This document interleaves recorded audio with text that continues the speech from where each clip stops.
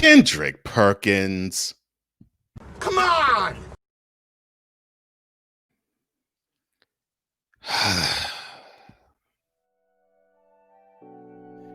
Cole Sports presents on the Daily.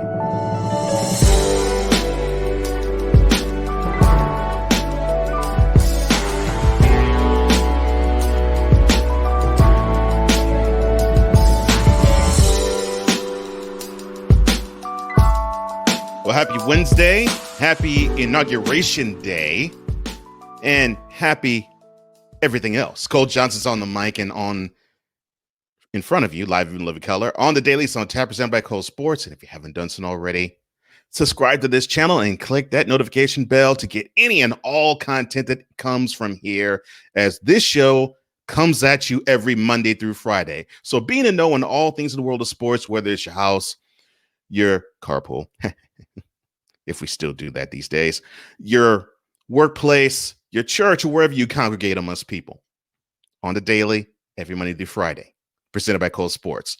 Well, this is Wednesday. You know how we get down every Wednesday. We are not going to deviate from our usual Wednesday schedule. And here we go. In a world where partial greatness is celebrated and total greatness is shunned, there stands to be a figure on the lips of those who love him and those who hate him. The inane comparisons to Michael Jordan and Kobe Bryant continue and has existed since 2003.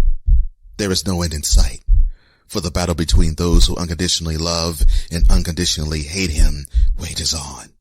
These are their stories. Welcome to the Bronsexual Confessions. Now, I don't know if you've heard of this trade that took place sometime last week. I think you understood and have heard this trade. James Harden, who did everything possible to hold the Rockets hostage, finally got his wish, got out of Houston and into a uniform of the Nets. And this deal took three other teams, I should say, to actually make this trade happen. So the Nets and the Rockets needed to have the cooperation of the Cavaliers and the Pacers to pull it off. And they did. So now you have on the Nets the big three of Kevin Durant, Kyrie Irving, or Uncle AWOL, and now the Beard. So this man, that's right, this man right here, Kendrick Perkins, analyst on ESPN, former basketball player, former NBA player, former teammate of LeBron's, I'll even put that there too. He has some interesting things to say all the time in the world of basketball. It makes you sometimes scratch your head. Sometimes it makes you think and say, oh, he might have a point. Most times it's like, what are you saying? And why would you say it? This was one of those times. So after the trade happened, he was on ESPN's First Take with Max Kellerman on one side and Stephen A. Smith on the other. And the host of the show, Molly qerim-rose, queued up a tweet that Mr. Perkins typed. And the tweet read as follows.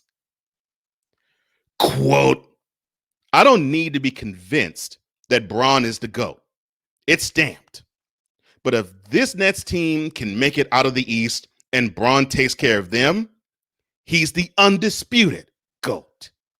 Beating two super teams today is greater than 6-0 in the 90s. Carry on." Close quote.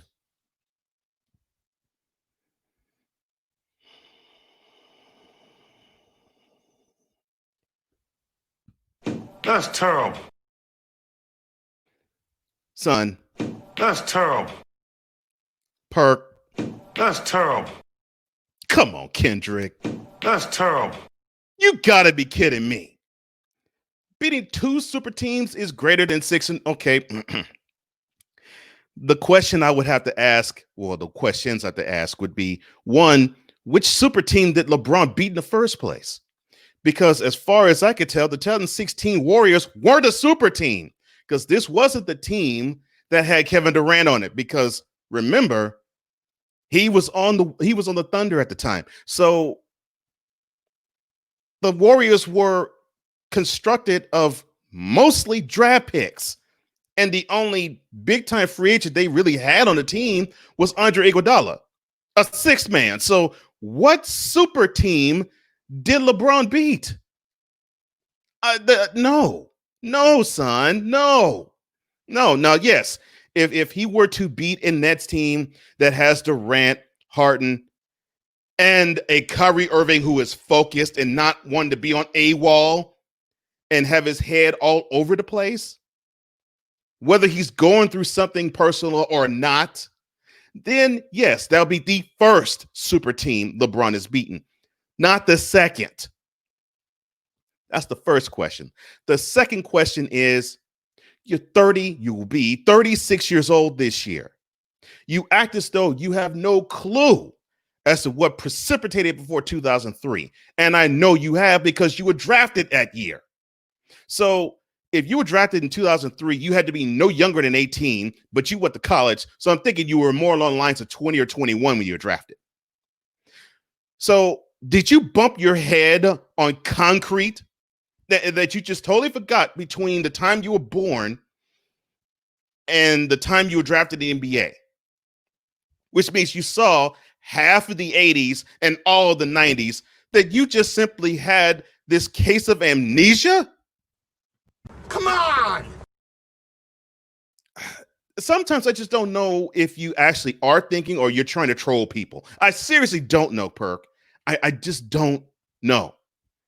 You know, because when I first heard this come out your mouth, I had to say, "You've got to be joking me." When you actually defended your tweet. And I'm like, no, Perk. No. And for those who really need for me to really break it down to you, I'll do it this way. If LeBron wins his fifth championship, he will not be the greatest basketball player of all time. Euphoria. If LeBron beats the Sixers in 2021 for his fifth NBA title, he will not be the greatest NBA basketball player of all time. You've got to be joking me. If LeBron James beats the Bucks with Giannis Antetokounmpo leading them there for his fifth championship, LeBron James will not be the greatest basketball player of all time. If LeBron James beats the Nets with Durant, Irving, and Harden on it for his fifth championship in his career, LeBron James will not be the greatest basketball player of all time. This whole thing stinks to high heaven. So now that I got all the qualifications out of the way, let me just focus on why it is, Perk, that you say that the GOAT candidacy for LeBron James is stamped. In a certain sense, you're correct. Yes, the GOAT candidacy for LeBron is stamped. But the stamping is a disqualified.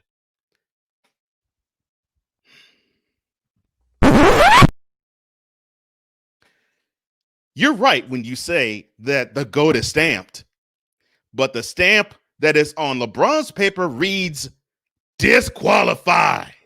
Why?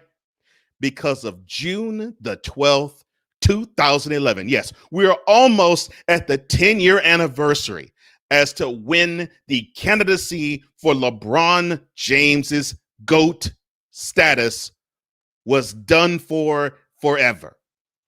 When he turned in his fourth straight 2 points in the fourth quarter performance in 2011's NBA Finals and was outplayed by Jason Terry.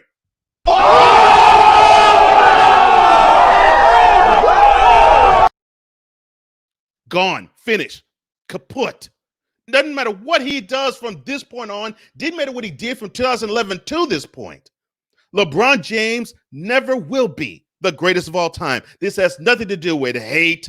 This has nothing to do with animus. This has nothing to do with the fact that I am biased, because I actually like LeBron more than do Jordan. It's just what I see on the court. Pure, plain and simple. Pure, plain and simple. And I know some would probably say, well, Perk has played, you haven't. You're right. I've never set foot on the NBA court, and Perk has. But the thing is, I can enunciate things and Perk can't. But does that make him better than me at being an analyst? No. Does it make me better than him? No. It makes me better in my mind because I actually can eloquate my point. Whereas my fellow Texas brethren over here seems to trip over everything he thinks about, even if it has to be with a period at the end of the sentence. I mean, I get it that you have undying loyalty to LeBron. You played in his era. You was a teammate of his. I understand it. I know that you probably are thinking, well, he's the greatest leader I've ever had in my career. And I actually played alongside Westbrook and Durant and LeBron. Understood. Get it, Perk. I do. But this, you all want to know why I actually called this video segment Bronsexual Confessions. This is straight up why I call it that. It is not because I have hatred for LeBron. It is not that I think LeBron is or isn't something. I call it like I see it.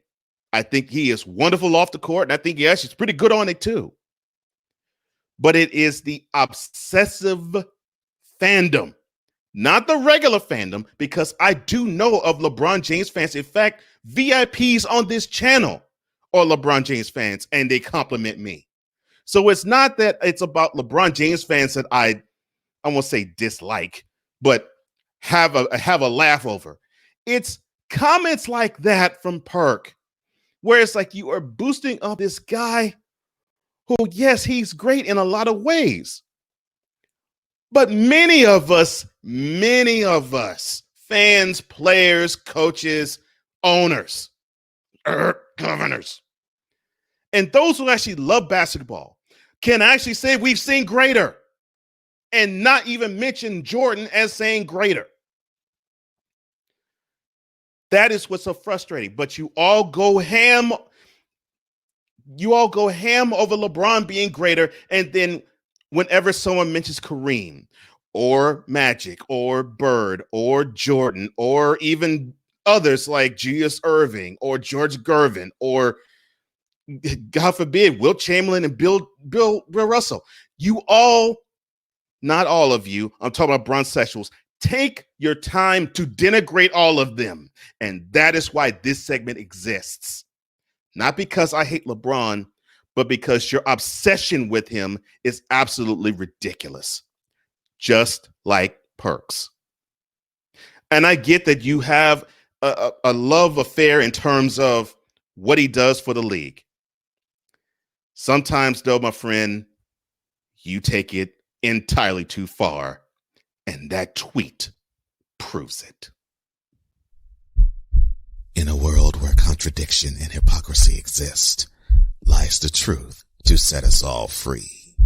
Here is where we all get enlightened. This has been yet another installment of the Bronsexual Confessions. Now, if you want this shirt that you see right before your very eyes, the description box below has all the details as to how to get that particular shirt or any other that's in the Cole Sports VIP boutique. Now, if you're saying that I'm being a little too hard on Kendrick Perkins and you actually agree with him, or you don't, in either case, VIP, like this video and share throughout your social media. Comment below because I love to hear what you have to say. Your comments are golden to me. And don't forget, hit the notification bell and subscribe to this channel for any and all content that emanates from here. Well, that's all my time. Thank you so much, VIP. I love doing this for you. For all of us here at Cole Sports, this is Cole Johnson saying that this has been yet another installment of Cole Sports on the visual and on the daily.